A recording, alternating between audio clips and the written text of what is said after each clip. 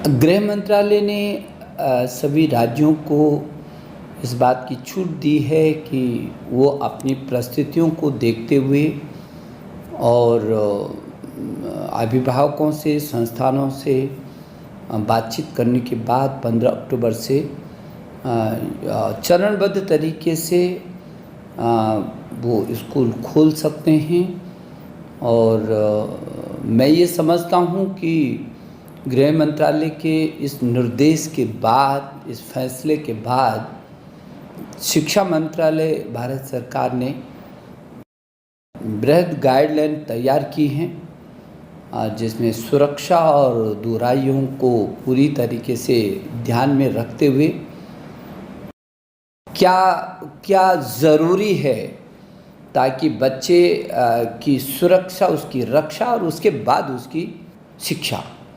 और इसलिए सभी राज्यों के आदरणीय शिक्षा मंत्रियों से भी मैं अनुरोध करना चाहूँगा कि वो इसको व्यापक तरीके से थोड़ा सा अपने स्तर पर भी व्यक्तिगत रुचि लेकर के ज़रूर देखेंगे।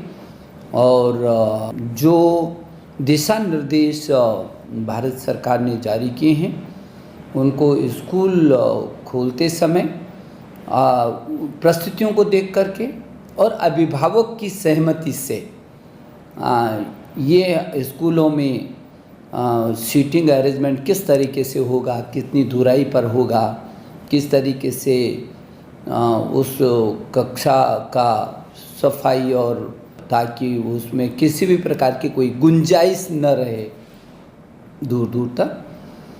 तो वो जो SOP जारी हुआ है उसका भी पालन करना होगा। मुझे भरोसा है कि इन परिस्थितियों में, जबकि पूरी दुनिया कोरोना के महासंकट से होकर के गुजर रही है और हम भी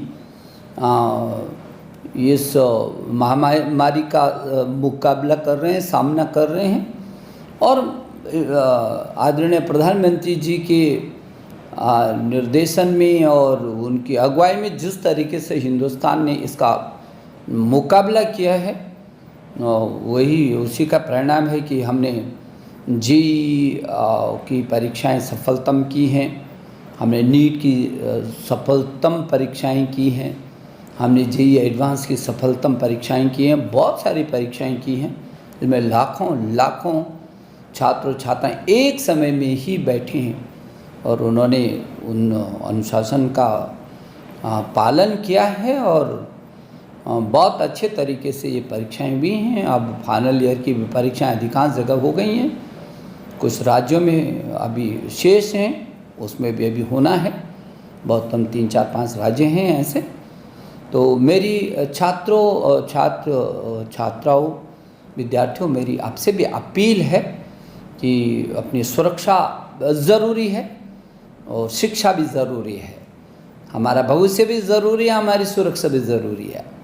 इन दोनों का कैसे बेहतर आप तालमेल करेंगे, मुझे भरोसा है कि अध्यापक, अभिभावक और संबंधित राज्यों की गवर्नमेंट ये इनमें बेहतर तरीके से संस्थाओं और अभिभावकों, बच्चों और गवर्नमेंट के बीच बेहतर तालमेल होगा और परिस्थिति जैसी होंगी उन्हीं के अनुरूप चरणबद्ध तरीके से सुरक्षा की दृष्टि से शीर्ष प्राथमिकता स्वास्थ्य सुरक्षा, इसको देखते हुए हम अपने स्कूलों को देखेंगे। ऑनलाइन एजुकेशन जारी रहेगा और किसी बच्चों को ज़बरदस्ती स्कूल में न तो बुलाया जाएगा, हाँ उनका पालन अभिभावक चाहेंगे कि बच्चों को स्कूल में जाना है और स्कूल में भी पूरी सुरक्षा सुनिश्चित करने की जिम्मेदारी संबंधित स्कूल का प्रबंधन की है।